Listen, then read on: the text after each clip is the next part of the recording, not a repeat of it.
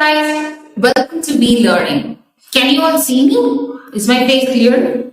And am I audible? Yes? Good. So let me just start today's session. So before we just start, let me tell you about Be Learning, right? Let me just make sure I'm clear or not. Yeah. So yes, guys, tell me, am I clear? Good, very good. So we'll just start. So Be Learning, you know very well, it's an online education platform where we give quality education for all students.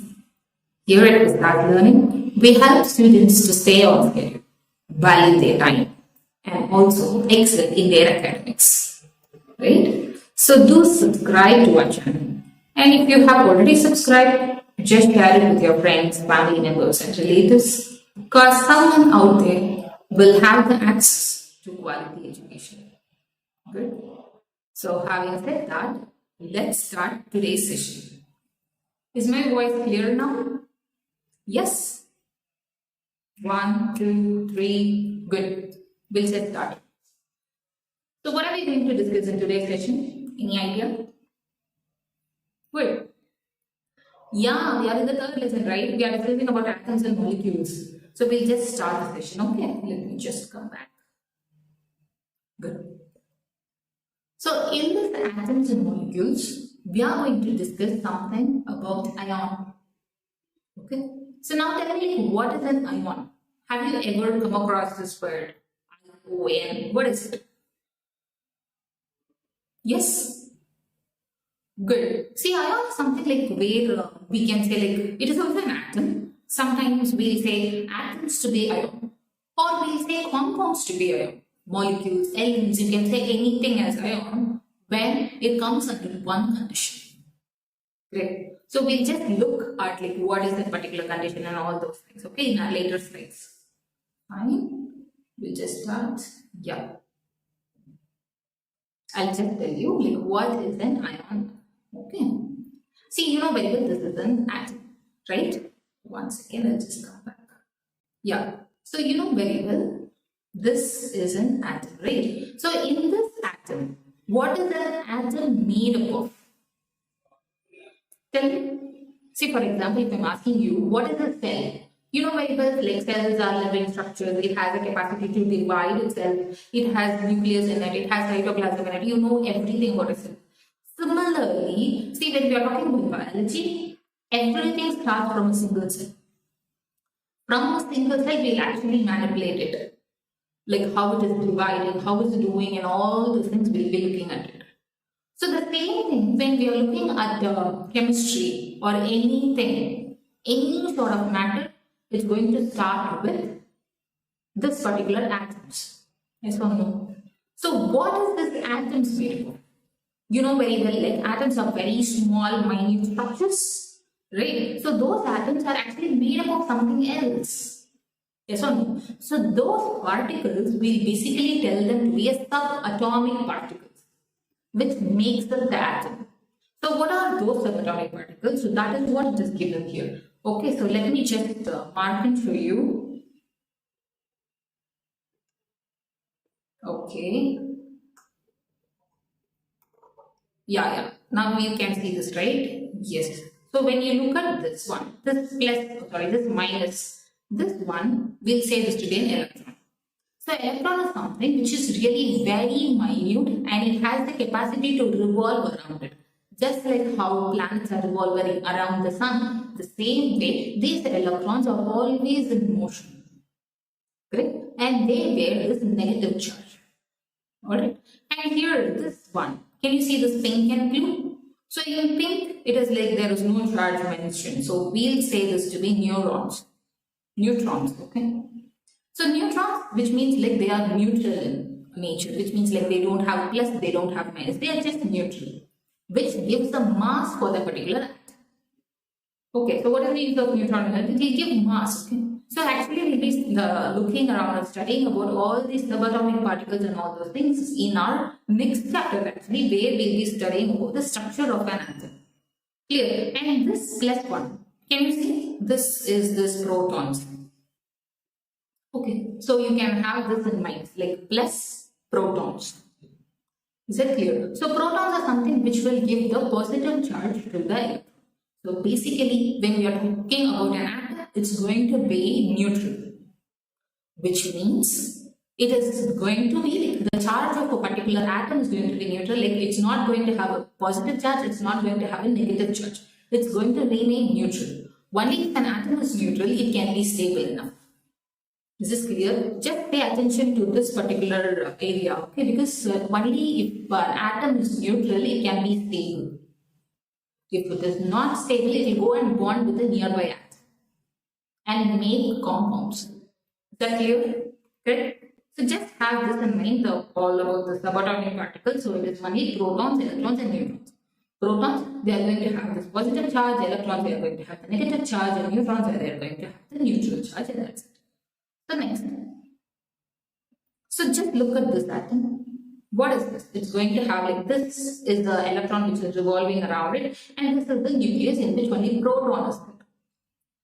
So when we are just looking at the periodic table, which one comes to your mind first? Or which is that element that actually is present in the first as a number 1 there? Yeah. Good. So it is a hydrogen. Can you see there? So this is the hydrogen atom. Is that okay? So when we are talking about the hydrogen atom, the mass of a hydrogen atom is going to be 1. Why is the mass 1? Yeah. Why is the mass 1 actually? Because this is having only 1 proton in it. In most of the cases, all the hydrogen atom will have only 1 proton in the nucleus, which means like it doesn't have a neutron. In most of the cases. But certain isotopes of hydrogen, they will have another neutron. Sometimes 1 neutron, sometimes 2 neutrons, which gives a weight for this hydrogen atom. So, but basically, most preferably, this hydrogen atom is having like only 1 as its unit. So, 1 U is the size of it, okay? Is that clear?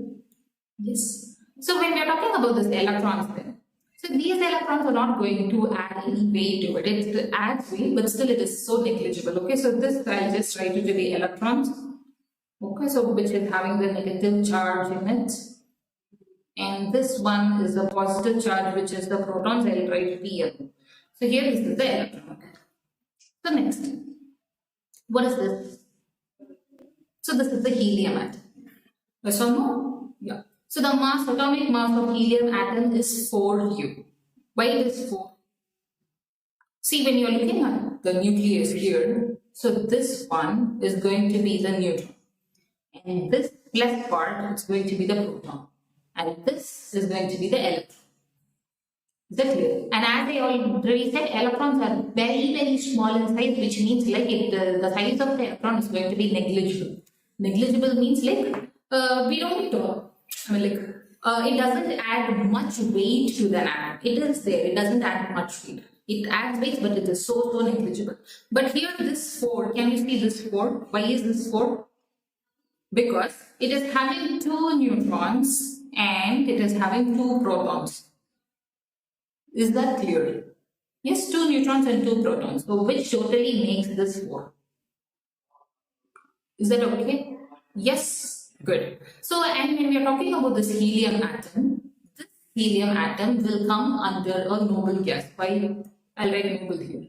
Why is this helium atom coming under a noble gas? Have you thought about it? I'll tell you. Pay attention, okay? So when we are looking at this, when you are looking at a hydrogen atom and a helium atom, what is the major difference between them? Yes, just think.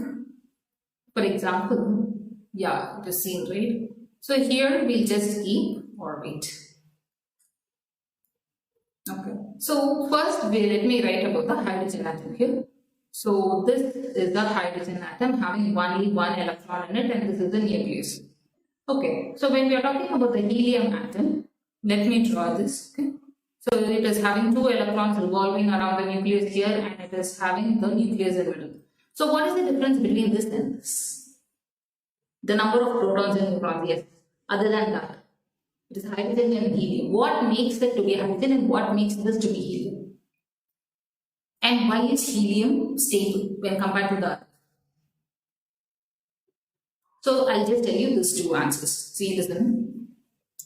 When we are talking about this hydrogen, this charge of this hydrogen is going to be neutral, which means it's going to have one proton in it and one electron there. Obviously, it's going to be neutral. So when we are talking about this helium, this is also going to be neutral because it is having two electrons, two protons, two neutrons. We don't need to concentrate about the neutrons. Two protons, two electrons, that's fine. So this hydrogen, we can actually remove this new electron very easily. We can either remove the electron, add the electron.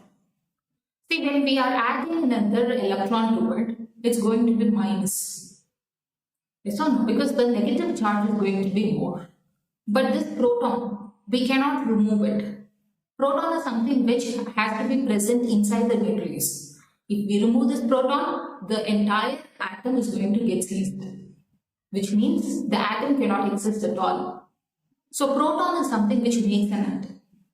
Increasing or decreasing the number of protons cannot happen, cannot take place. But increasing and decreasing the number of electrons can take place. Okay. And here in this helium atom, why it is stable? Because it is having two electrons in its outermost orbit. I'll tell you about those things as we proceed. Okay, don't need to get tense like what is this, what are we thinking? It's really going to be easy only. The thing is like you just have to pay a bit of attention to it. So just make a note of this definition. Ion, any atom or group of atoms that bears one or more positive or negative electrical charges. Is it clear? Can you now tell me like what is an ion? So ion is something which is really very simple, and it is nothing but the group of atoms that bear one or more positive or negative electric charges. Is that clear? Yes? Good. So then, positive charged ions are called cations and negative charged ions are called anions. Okay. So I'll tell you like how does an ion or how does this particular atom can become a cation or the same atom can become an anion, I'll tell you. But now just have in mind like positive charged ions are called cations, negatively charged ions are called anions. Clear with this? Shall we proceed? Good. Okay. See, here and there if I'm fast or if you feel like I'm like you wanted to slow down, tell me so that I'll do it. Okay. So now, what is this? Ne. In my last class, I told you certain important elements name you just have to know. I told you, right? So yes. So what is Ne? Ne is nothing but neon. Okay. So this neon, the atomic number of neon is going to be this is Ne. Okay. Already Ne here. So atomic number is going to be 10. How 10? Because it is having 10 electrons on its outermost orbital. Obviously, it's going to have 10 protons. Okay, so in the first orbital, it's going to be 1, 2, and the remaining 2, 3, 4, 5, 6, 7, 8. Okay, 9, 10. Is that clear? Yes. So in this inner orbital, it is going to have 2 electrons. In the outermost orbital, it is having 8. So 2 plus 2, of course, it is 8. But now, this neon is also or will also get categorized under a noble gas. Why? I told you like helium, it is having 2 electrons in its outermost orbital, so it is a noble gas. Right? So how is this neon also coming under a noble gas? Or take all the noble gases. Neon, argon, xenon, everything, krypton. You take any noble gas, it will have 8 in its outermost orbital. This one element or one atom, this helium, this alone will have 2 electrons in its outermost orbital. An electron, if it is having 2 in its outermost orbital or 8 in its outermost orbital, it is said to be a noble gas or it is said to complete the octet rule. Okay, so octet, I'll write it is O-T-E-C-T, okay? Octet. So octet rule is something where an element it should have 8 electrons in its outermost orbital. If it is having 8 electrons in its outermost orbital, then we will say this particular atom is going to be stable. Clear? Is it clear or no? Clear, right? I'll tell you. See, this octet rule, why it is 8, why it is 2, you will learn under electronic configuration. Clear? So, electronic configuration you will be learning in the next chapter, as I said, the entire description. But now in this chapter, you are just having an overview of it. Okay, and I'm also trying to explain the overview only, so try to have that in mind. So about this valencies, electronic configuration, this ion, then how is the electrons forming. So all this you will be learning in your structure of atoms chapter. Is that clear? Now, yeah. And one more thing, one more goodness of the neon is that when it is having 8 in its outermost orbital, the element is going to be complete. Why it is complete means it is not having any other vacancy to hold the electron or to give the electron. It is not having any capacity to do it. It is just remaining in its own position. It will happily be alone. It no need to get combined with other things. For example, you take oxygen. When we are talking about oxygen, we will always write oxygen as O2 because only when 2 oxygen atoms combine together, the molecule can be stable. Yes or no? When we are talking about hydrogen, we will write H2. Because only when 2 hydrogen atoms combine together, the molecule can be stable. Is that okay? Yes. Clear? At the same time, when we are talking about neon, write neon or write helium. So all these can remain single. Which means they can maintain their stability just like being alone, or the equilibrium can be maintained just by being alone. Is it clear? Correct? Shall we proceed? Good. So now, how are the compounds stable? I'll tell you. Please just look at this. This is sodium. Okay. So this is another atom, chlorine. So sodium chloride is something which is a well-known stuff, right? We'll just write it as NaCl. It is salt which we already know, like normally we'll be using it, and it is one of the commonly available compound we can say. So now in this, I'll just show you it.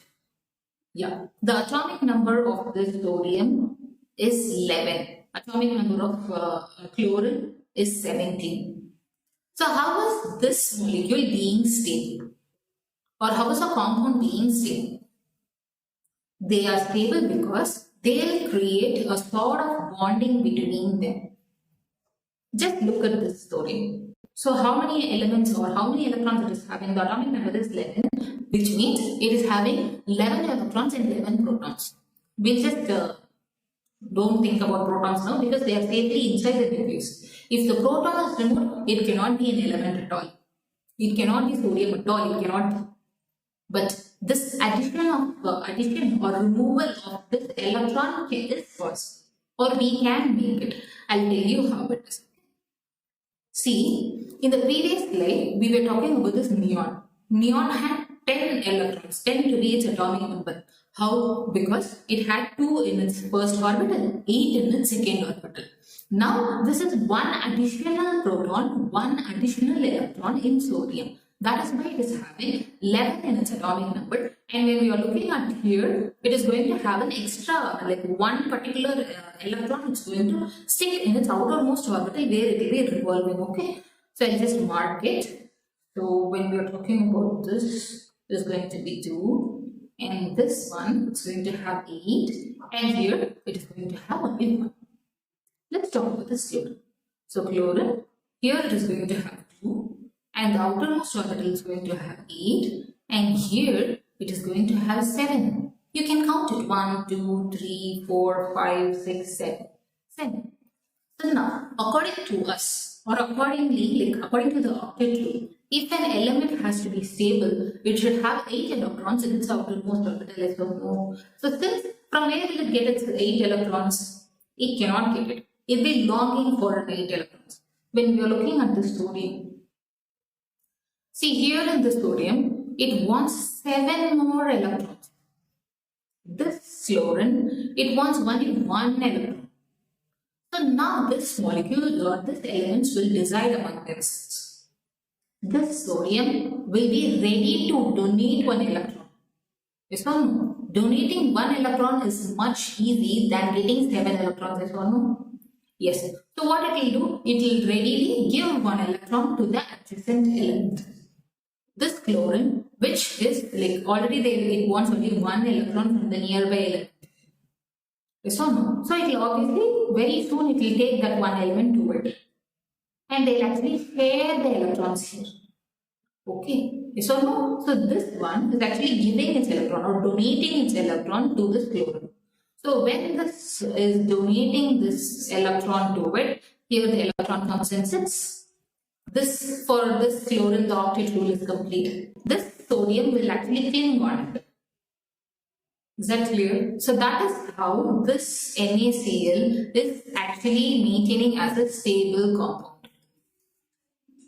Clear? Just have this in mind that the sodium atom, which is having 11 electrons. 11 electrons means it is actually having 2 in its first orbital, 8 in the second orbital, 1 in the third orbital. So instead of getting 7 electrons to maintain stability, it will readily donate 1 electron to maintain the stability. The element has to remain stable, that's all. So in order to remain stable, it will be looking for electrons and protons and all those things. This is clear. Now we'll talk about the charges. See, here I said electrons are something, let me write it here. Electrons are something which bears a negative charge and protons are something which bears a positive charge.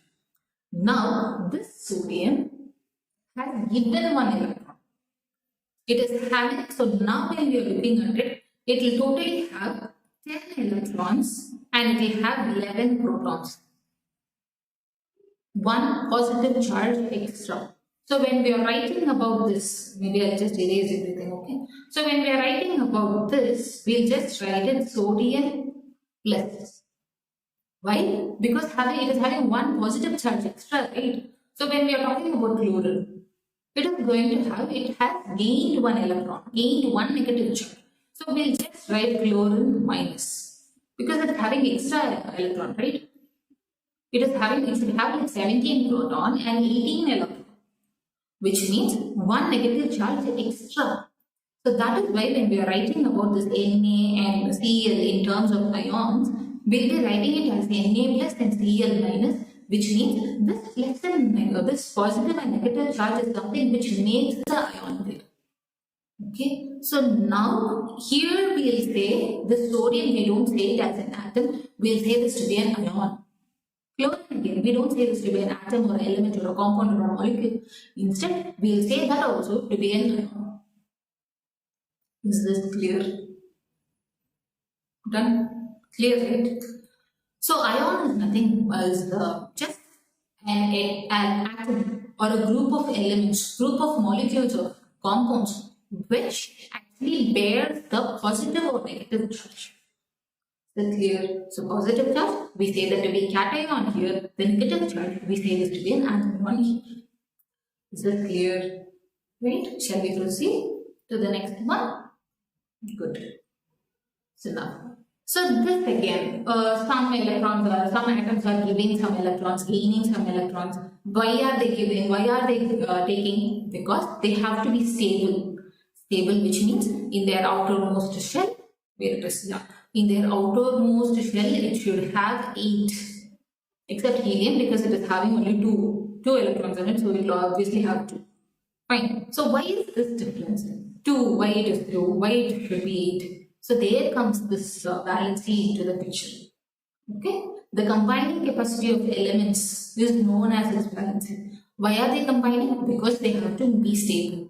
So they will either ready to donate the electron, share the electron, or give the electron, to accept the electron, or take electron. You can do anything with the electrons because electrons are something which is happily revolving around the nucleus. We cannot go inside and leave inside and disturb the nucleus there. Nucleus means like the protons and neutrons, we cannot disturb them. But electrons, we can do it. Is this clear? Fine. So valency can be used to find out the atoms of an element will combine with atoms of another element to form a chemical compound. Is that clear? Okay. Now coming back to my question. Before I just pictured this. I told you helium atom, where it is. When we are talking about this helium, it is having 2 electrons in its outermost shell. When we are talking about neon, it is having 8 electrons in its outermost shell. Yes or no? So when we are talking about oxygen, totally itself is going to have only 8, which means in its first shell, so we'll just take this to be nucleus. In its first shell, it is going to have 2. In its outermost shell, it is going to have 6. In this shell, it is going to be 2. So now can't we take this 6 and put it here and make it 8? No, we cannot. Because, for example, we'll say, I'll come back to that example a bit late, but I just wanted you to think about it, okay? So now, writing a chemical formula. How are you going to write a chemical formula? You know what is a chemical formula, right? For example, where am I? Yeah. If I'm writing sodium chloride, you will write Na, you will write Cl. Sodium chloride. You don't write ClNa. Will not write like this. This is going to be wrong. Right? If you are writing hydrochloric, hydrogen chloride, you write hydrogen and then only chloride. Water, you will write H2O. You will write like that only because you are following some sort of patterns here. So that is what we learn now. Right? Chemical formula.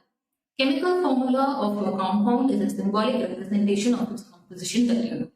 So instead of writing the entire word sodium chloride, we are just writing NaCl, which means we know, okay, this is that. So how are we writing the chemical formula? By writing their elements, right? So for sodium, we don't write it as, we write it Na because of natrium. So we'll just pick and write only the elements. But when we are telling, we'll tell in terms of words. Clear? So now, see, let's look at this. This is where a basket full of some balls are kept. So from in your hand, one hand, how many balls can you hold?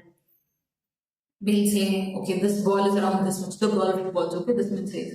You can hold maximum 3. In your second hand, you can hold 3. If you're calling a small boy, maybe like LKG boy, LKG small kid, if you're asking them to hold, he can hold only 1 in one hand. Right? In another hand, you can hold 1. Yes or no? The same thing with the elements also. If it is a helium, it has a capacity to hold only 2 electrons in its outermost orbital. If you are talking about another element like neon, it can hold around 8 electrons in its outermost orbital. And for all the higher atoms or elements, it has to be 8 in its outermost orbital. If it is not 8, it's not going to be stable at all.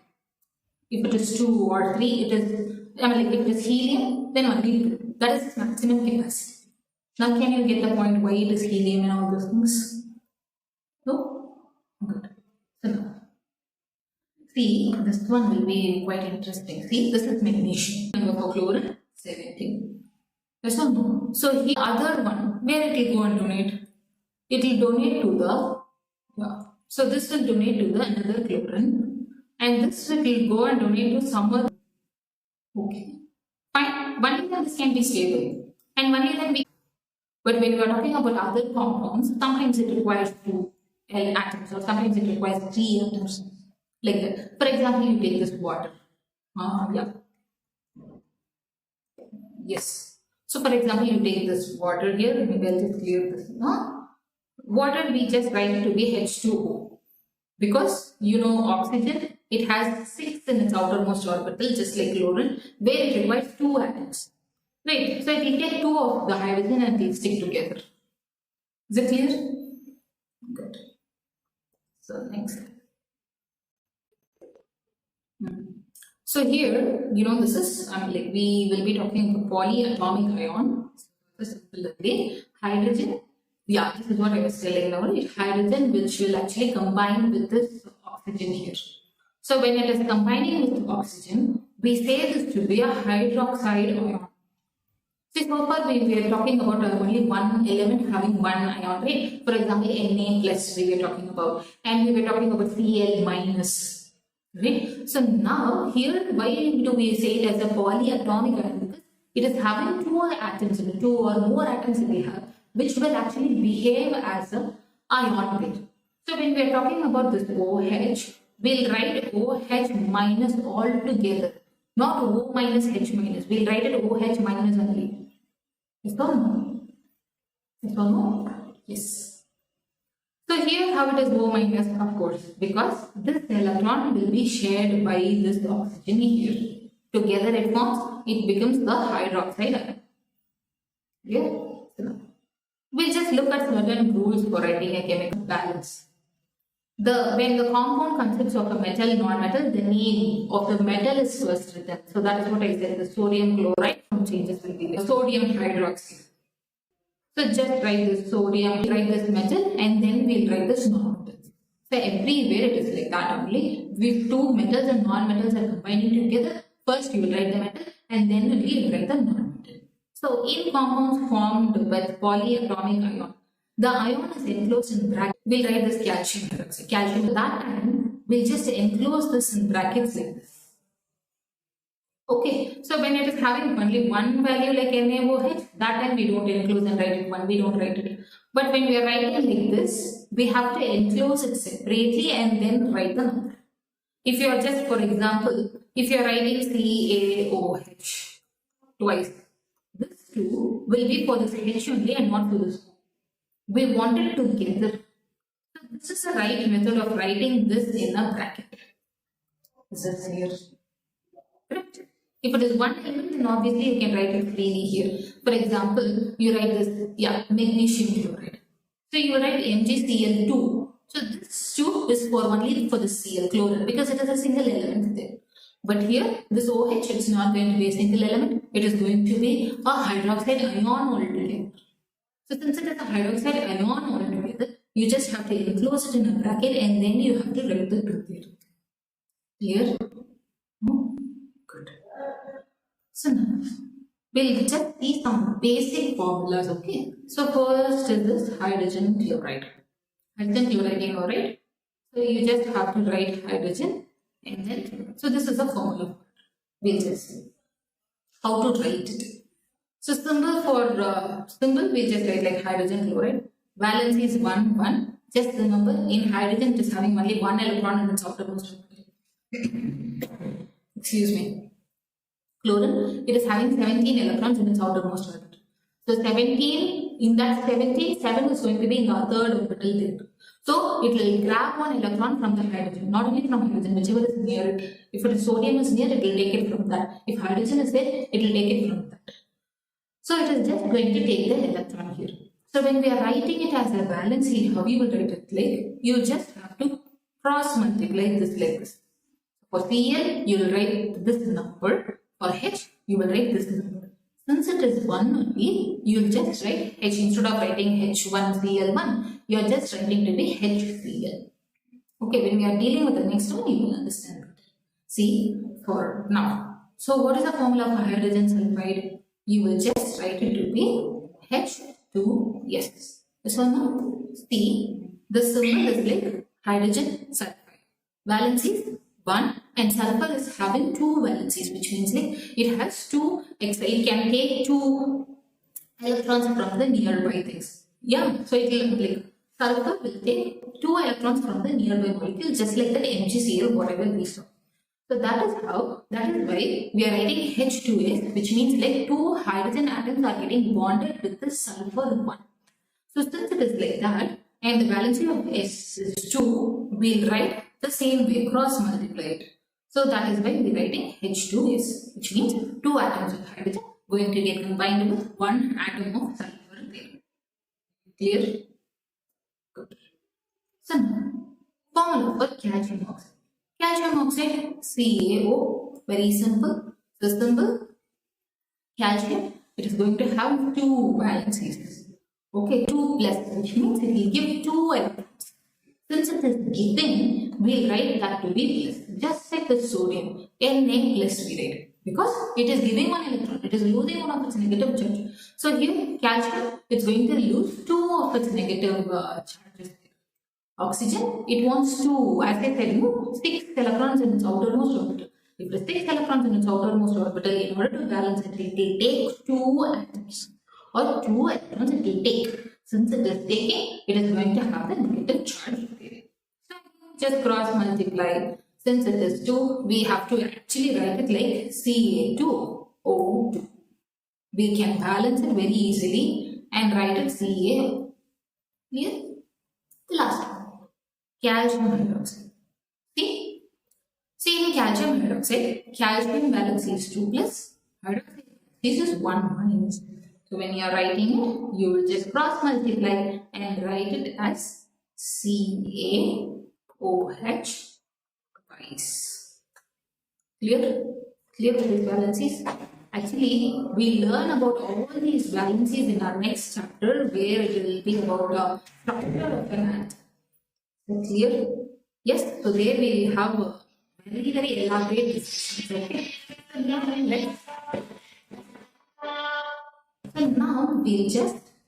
now we'll come to the end of the session. So now, yeah. So until and unless we meet in the next session, this is Lavanya Elangovan signing off from Helium Atom. Bye bye. Take care.